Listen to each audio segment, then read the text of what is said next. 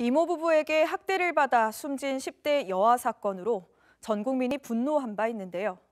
이 사건을 수사 중인 경찰은 친모도 피의자 신분으로 불러 방임 여부에 대해 조사한 것으로 알려졌습니다.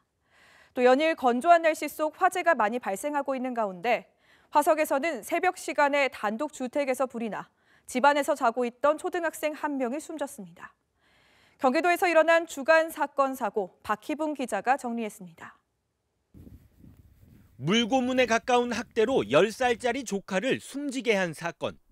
경찰은 30대 이모 부부에게 살인죄를 적용한 데 이어 숨진 A양의 친모를 피의자 신분으로 불러 조사했습니다. 딸이 학대를 받고 있다는 사실을 알고도 묵인한 혐의입니다. 경찰 조사 결과 A양의 친모 B씨는 지난달 27일 언니로부터 아이를 체벌했다는 메시지를 받고도 아무 대응을 하지 않은 것으로 파악됐습니다. 메시지 발송 시점은 이모 부부가 A양에게 물고문에 가까운 학대를 한 지 사흘 뒤였습니다. 앞선 조사에서 A양의 이모 부부는 지난달 24일 처음으로 욕조에 넣었다 빼는 학대를 했고 A양이 사망한 2월 8일이 두 번째였다고 진술한 바 있습니다.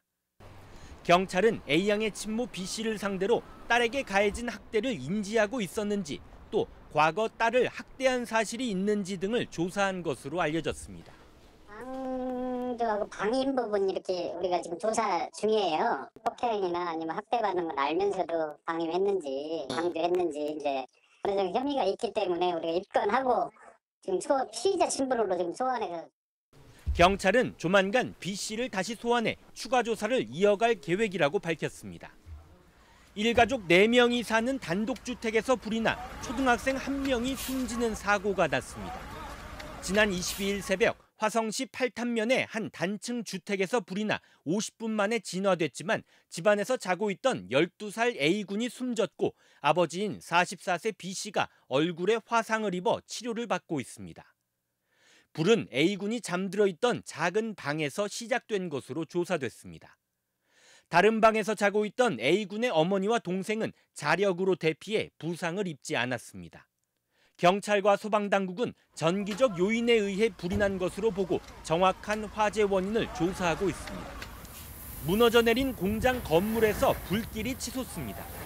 지난 24일 오후 1시 반쯤 화성시 팔탄면의 한 의류 재활용 공장에서 불이 나 공장 2개 동과 산림 200제곱미터를 태우고 2시간 만에 꺼졌습니다.